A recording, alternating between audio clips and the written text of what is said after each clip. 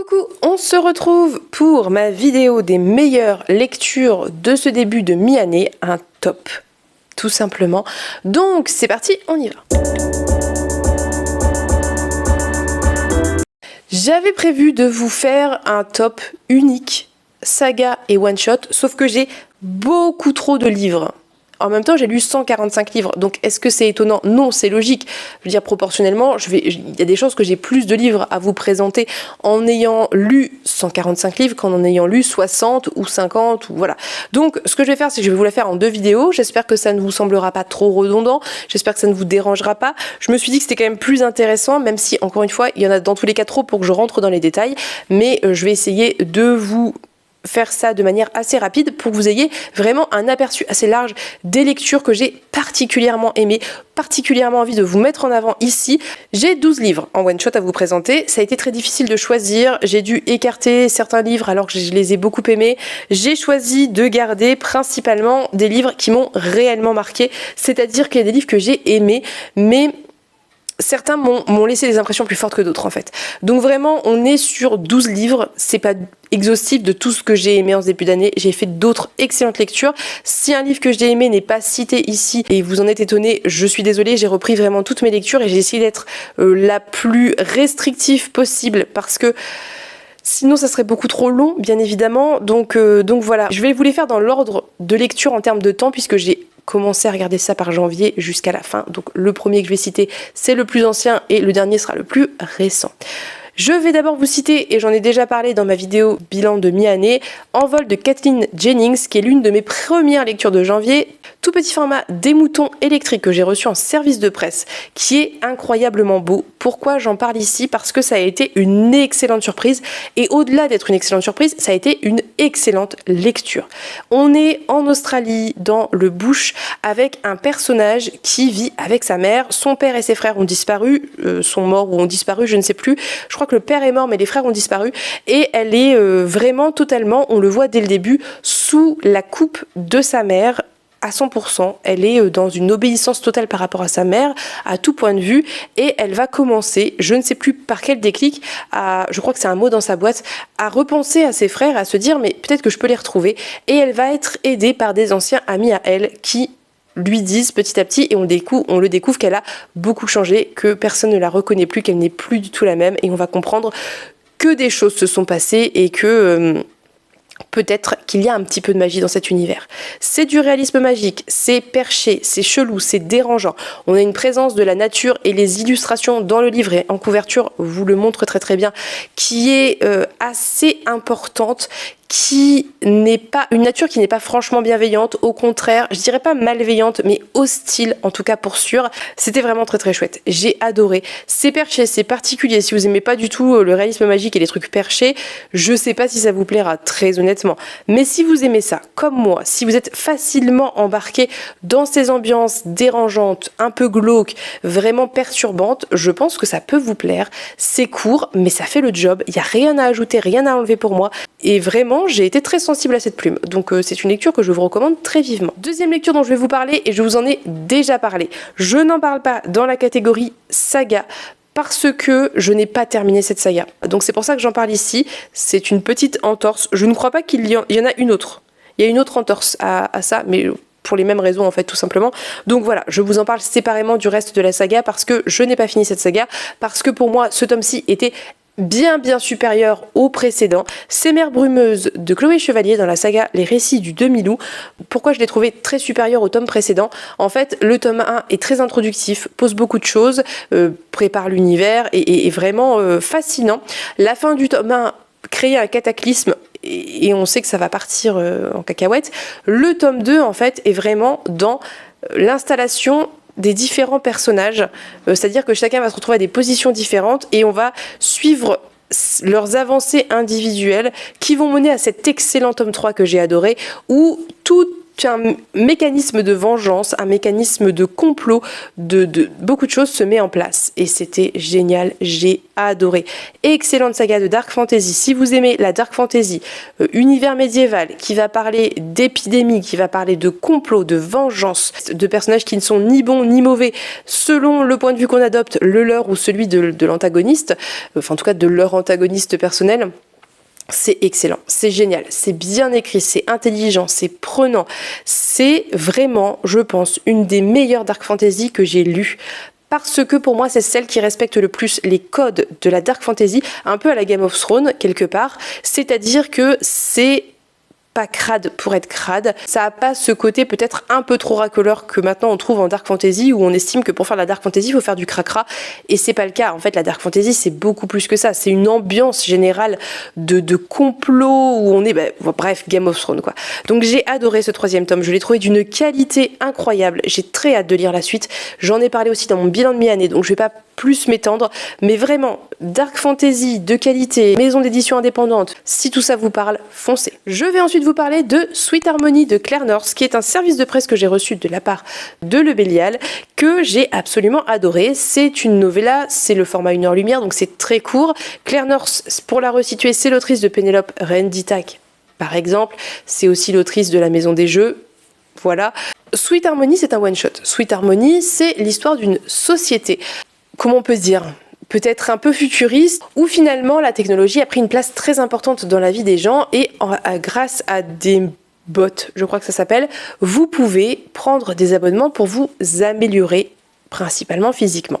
À l'origine, c'était dans un objectif plus de santé, prévenir les AVC, les arrêts cardiaques ou que sais-je, les infarctus. Et petit à petit, évidemment, ça a dérivé dans l'esthétique. Et nous, on suit Harmony, qui est une jeune femme, qui a compris assez rapidement et un peu à ses dépens qu'il était important pour elle d'être parfaite pour avoir un bon job, pour avoir un bon mari, et qui a été très très loin dans ses améliorations jusqu'à un certain point. Et quand le livre démarre, elle a un énorme furoncle qui pousse sur le menton, et ça vraiment c'est la marque d'une disgrâce sociale assurée, et on va comprendre peu à peu pourquoi ce bouton arrive, comment et ce qui s'est passé dans son passé, parce qu'on va remonter dans son passé, et c'était vraiment excellent. C'est un livre qui a l'air, j'allais dire futile. Non, on sent bien que c'est pas futile dans le résumé, mais si vous lisez le résumé, vous allez voir qu'il y a un côté très léger dans ce résumé. Et ça existe dans le livre. Il y a un côté un peu, ce côté futile, ce côté absurde en fait. Mais c'est beaucoup plus que ça. Et il y a des passages très très durs. Il y a des trigger warnings dans ce livre, vraiment autour de violences sexistes, sexuelles, autour des TCA aussi. Quelque part, il y a des trigger warnings aussi par rapport à son corps, par rapport aux relations d'emprise. Enfin, c'est quand même un livre qui est dur. C'est-à-dire que sous ses airs un peu sarcastiques, légers, légèrement humoristiques, c'est un livre qui est dur. C'est un livre qui est violent. C'est un livre qui dépeint notre réalité et qui le fait très bien par ses procédés stylistiques et d'écriture, puisque vraiment c'est ça notre société, c'est tout va bien, on est toujours heureux, tout le monde sourit, tout le monde est content, vous n'avez pas le droit de faire la gueule, vous n'avez pas le droit d'être de mauvaise humeur, vous n'avez pas le droit de ne pas être parfait, maquillé dans la norme ou que sais-je. Et en fait, en fond, il y a ce mal-être qui existe chez énormément de gens par rapport à ces attentes sociales auxquelles on essaie tous et toutes plus ou moins de correspondre évidemment, et ce livre retranscrit ça par ses choix stylistiques et pour moi c'était une réussite.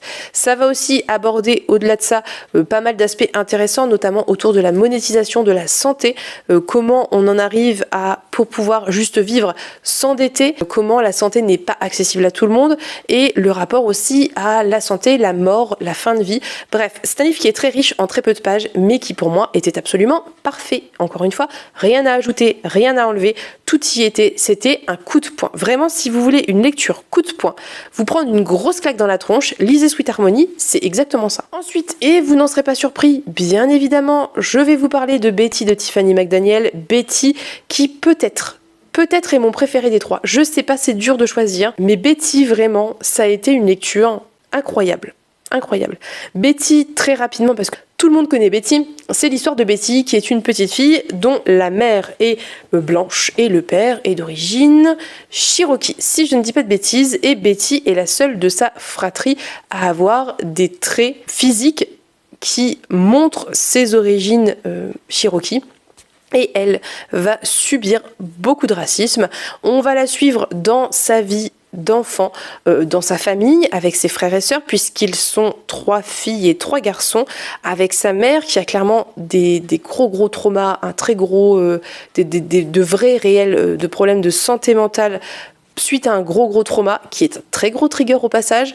On va la suivre aussi avec son père qui, pareil, a eu une vie extrêmement difficile, mais qui est dans cette volonté de peut-être un peu camoufler ça, dissimuler ça sous des très belles histoires, sous un amour infini pour ses enfants, et notamment pour Betty, peut-être dans laquelle il se retrouve dans une certaine mesure. Et voilà, c'est ça. En fait, Betty, c'est l'histoire d'une famille, d'une vie aux États-Unis dans les années 60, peut-être.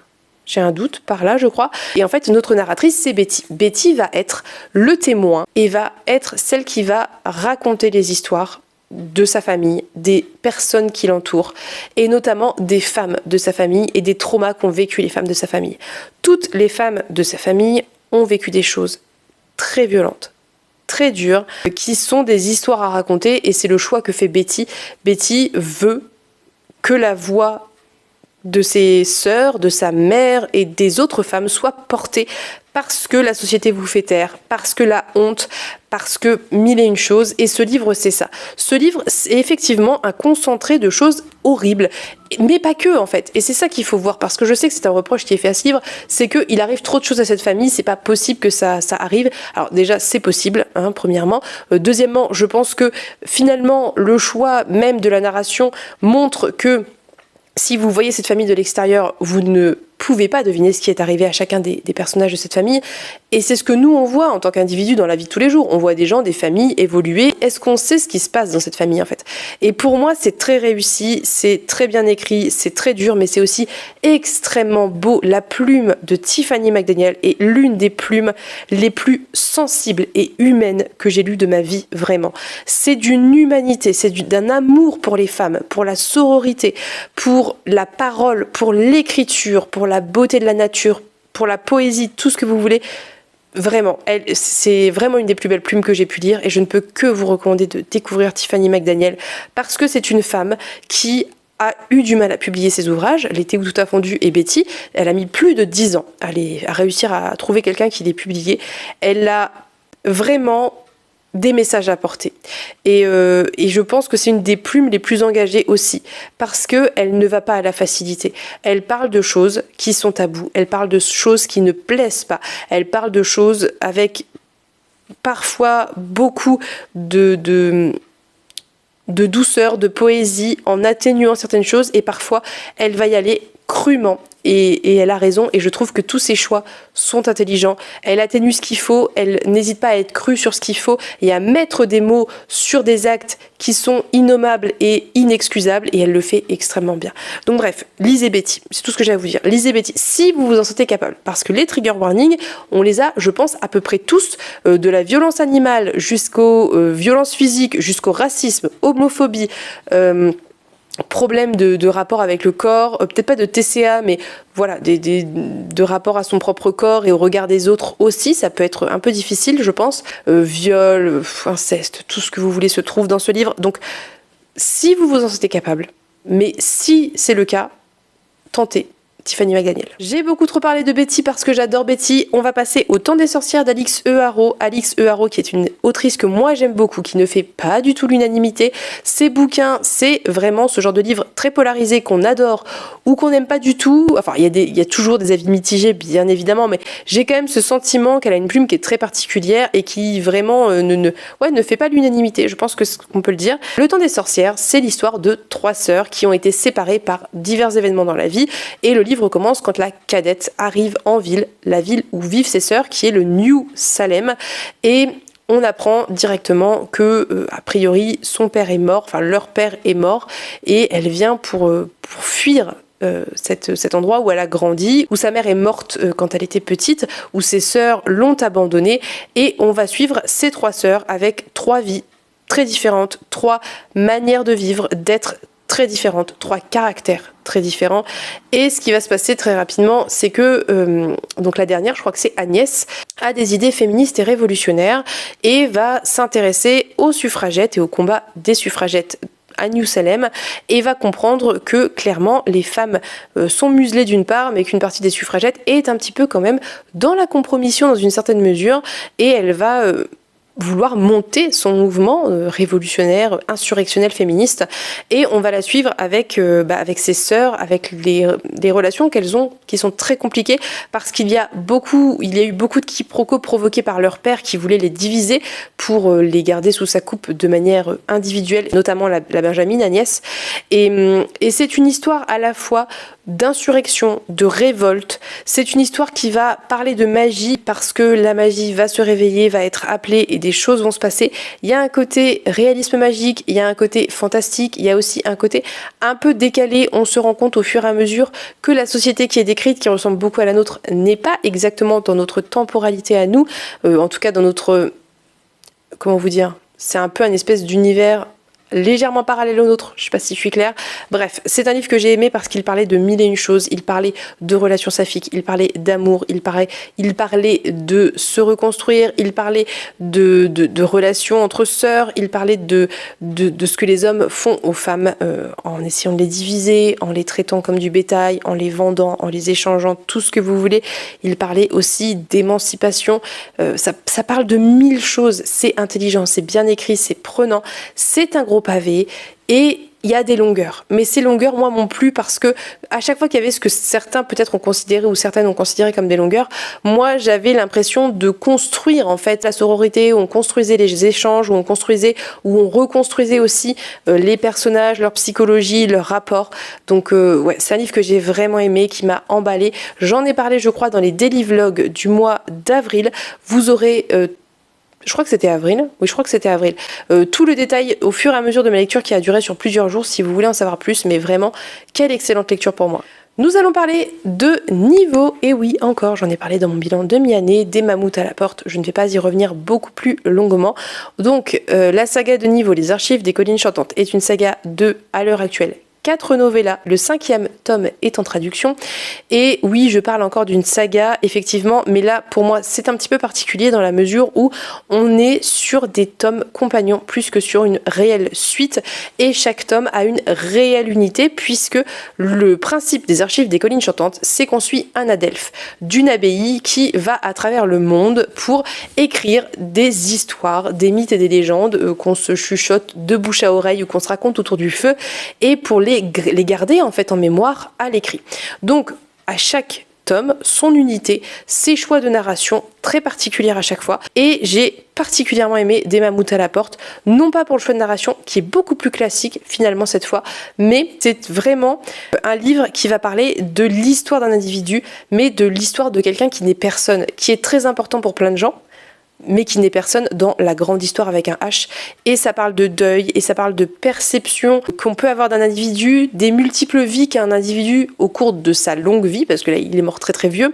Et j'ai aimé ça en fait, j'ai trouvé que c'était vraiment très touchant, très bien écrit. J'ai trouvé que les différents points de vue qu'on pouvait avoir, que ce soit des membres de sa famille qu'il a choisi d'abandonner en fait en partant à l'abbaye, que ce soit des disciples dont il s'est occupé quand ils étaient très jeunes et qu'il a vu grandir et à qui il a apporté une éducation. Bref, c'était génial, j'ai adoré, c'était émouvant, c'était touchant, c'était bien écrit, très bien écrit, et c'était...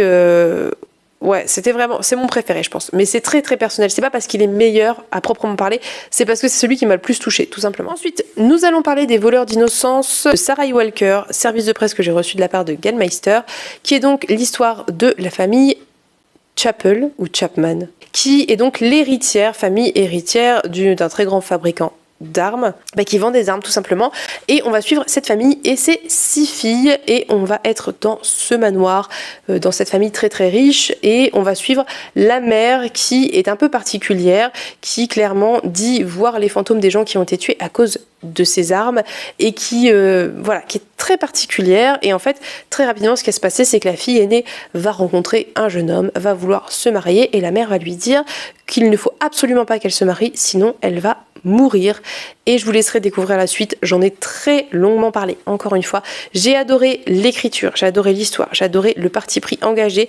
Je sais qu'il y a des éléments dans ce livre qui peuvent questionner sur la manière dont l'autrice perçoit certaines choses, c'est-à-dire qu'on est vraiment sur un questionnement autour du mariage en tant que lien et ce côté très officiel du mariage, mais il y a aussi tout un questionnement sur le côté charnel de ce qu'implique ce mariage dans les années 50 en fait, et aussi du coup de relations saphiques et de ce que ça implique. Je veux pas trop vous en dire parce que je veux pas vous spoiler et c'est compliqué, mais si vous l'avez lu, parlez-moi en commentaire ce que vous en avez pensé. Moi j'ai trouvé que c'était intéressant, j'ai trouvé que il y avait une réelle dénonciation du mariage, de l'aspect sacralisé du mariage, de ce que ça impliquait pour les femmes, de ce que ça impliquait dans la vie des femmes, de ce que... Enfin voilà, il y a quelque chose de très intéressant sur ces questions de mariage, notamment de mariage à une époque où c'était inenvisageable de ne pas se marier quand on est une femme, quels que soient ses goûts, quelles que soient ses attirances, quel que soit ce que vous voulez. Et ouais, c'était vraiment, c'est un livre très particulier, qui a une ambiance très particulière, où vous ne savez jamais si vous êtes dans du fantastique ou des questions de démence, de santé mentale. Mais c'était génial, c'était intéressant, c'était bien écrit, c'était fluide, c'était un page turner pour moi, et en même temps c'est très engagé, je trouve, sur le fond, sur la manière dont certaines questions sont abordées. Ça parle aussi, je vous l'ai dit, je crois très brièvement, de relations saphiques, et c'est quelque chose que je valorise beaucoup et que j'aime beaucoup, sans que ce soit franchement tout à fait le sujet. Je sais pas si je suis claire, mais bref. Donc j'ai beaucoup aimé Les voleurs d'innocence, et je vous encourage à le découvrir, mais il y a aussi un peu des triggers, même si c'est pas non plus le livre le plus violent que j'ai pu lire. Il y a des petits triggers tout de même, et je vous laisse le découvrir si jamais ça vous intéresse. Ensuite, nous allons parler très brièvement du deuxième livre d'une saga que je vous ai dit qu'il y avait une deuxième triche. Pourquoi ? Parce qu'encore une fois, c'est une saga qui n'est pas du tout terminée, qu'il y a X tomes en VO, 3 tomes traduits en français, et je n'ai même pas lu le troisième. Vous aurez peut-être deviné de quoi je parle, c'est Les enfants indociles, le deuxième tome de Shannon Maguire.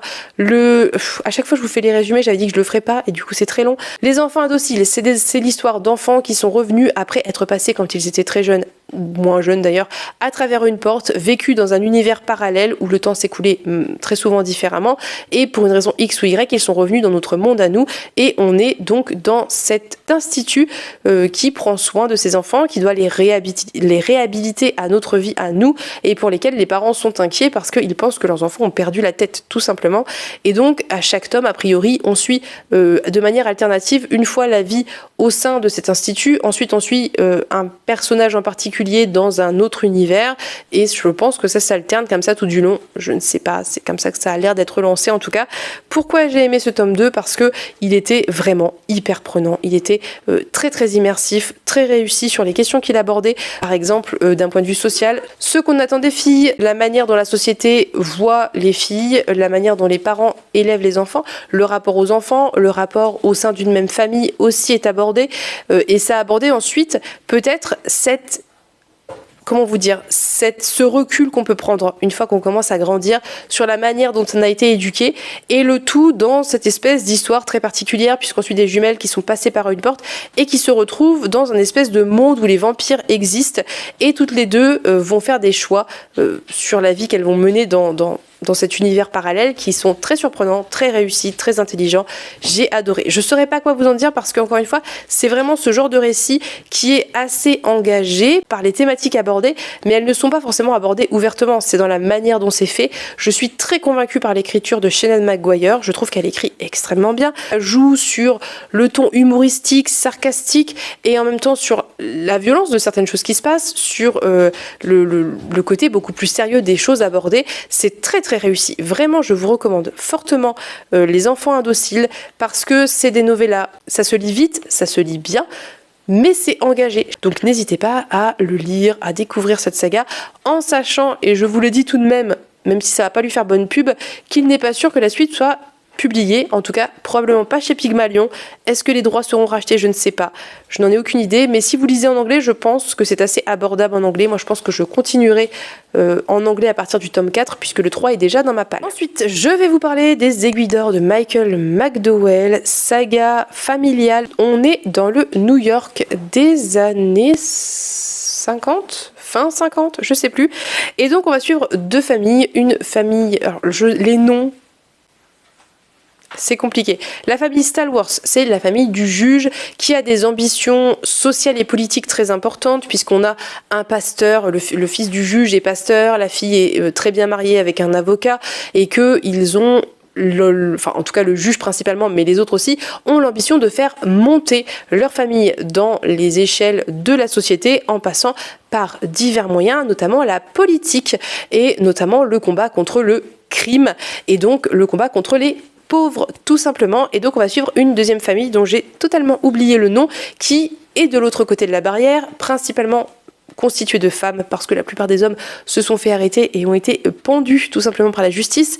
Et on va voir cette espèce de combat, de rencontre assez frontale entre ces deux familles.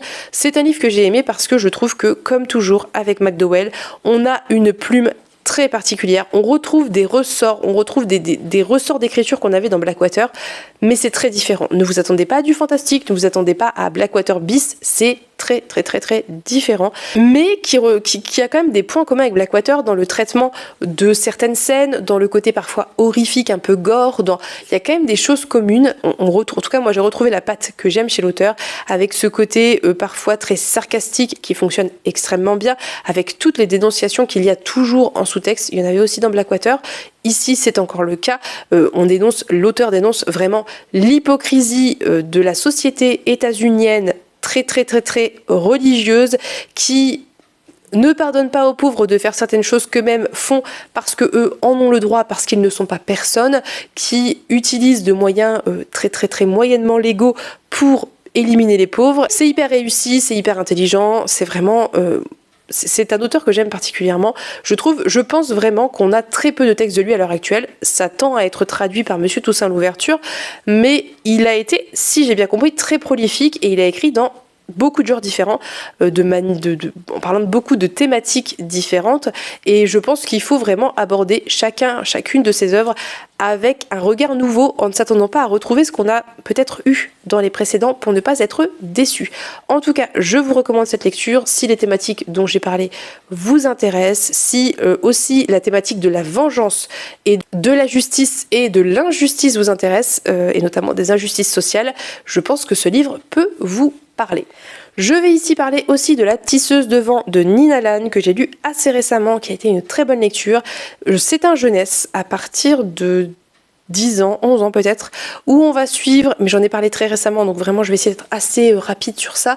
On suit une jeune femme qui s'appelle Eloé, qui est tisseuse de vent. Ça veut dire qu'elle a le pouvoir de tisser des liens, donc des liens très basiques comme des nattes dans les cheveux, comme de percevoir les liens entre les humains, des liens d'amitié, d'inimitié, d'amour, etc.